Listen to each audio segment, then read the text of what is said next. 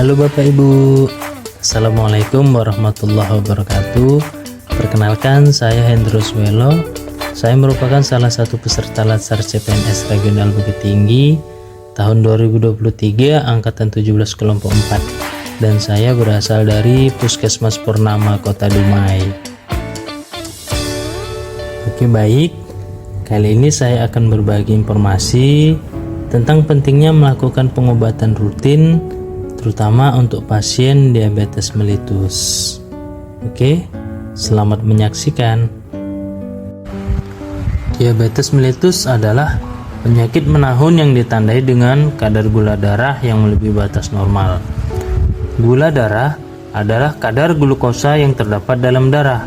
Glukosa ini diperoleh dari makanan sehari-hari dan akan diubah oleh insulin untuk menjadi sumber utama energi sel-sel dalam tubuh. Insulin ini seharusnya diproduksi terus oleh pankreas.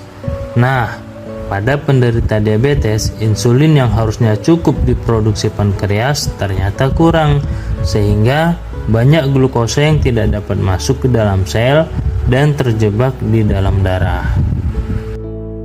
Ketika kita lakukan pemeriksaan, kadar gula darah normal sewaktu atau acak yaitu di bawah 200 mg per desiliter. Kemudian kadar gula darah puasa yaitu di bawah 126 mg per desiliter. Gejala khas diabetes mellitus yaitu sering lapar, sering haus, sering buang air kecil terutama malam hari, serta berat badan turun tanpa sebab. Nah, beberapa faktor risiko seorang untuk terkena diabetes, diantaranya mungkin di keluarganya ada yang sudah menderita diabetes ataupun faktor keturunan, kemudian berat badan yang berlebih atau obesitas, terus juga kurangnya berolahraga, juga faktor usia dan faktor stres ini sangat berpengaruh untuk meningkatkan seorang untuk terkena resiko diabetes. Ketika seseorang sudah terdiagnosa diabetes dengan kadar gula yang tidak terkontrol, kemudian tidak teratur untuk berobat atau memeriksakan ke dokter, nah ini sangat berakibat bisa terganggunya fungsi organ tubuh yang menyebabkan komplikasi seperti stroke, kebutaan pada mata, serangan jantung, gagal ginjal, dan infeksi luka pada kaki yang bisa berakhir dengan amputasi.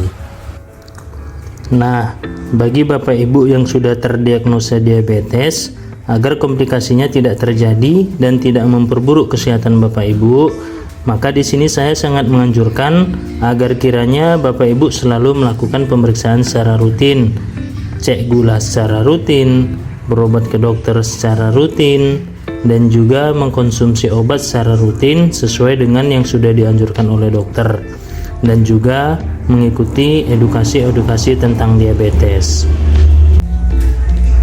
Jangan Bapak Ibu merasa tidak bergejala, tidak merasa sakit, kemudian makan apa saja terutama yang manis-manis tinggi gula, juga sudah jarang beraktivitas fisik, terus tidak pernah kontrol berobat secara rutin, kemudian tiba-tiba kadar gulanya naik melonjak tinggi.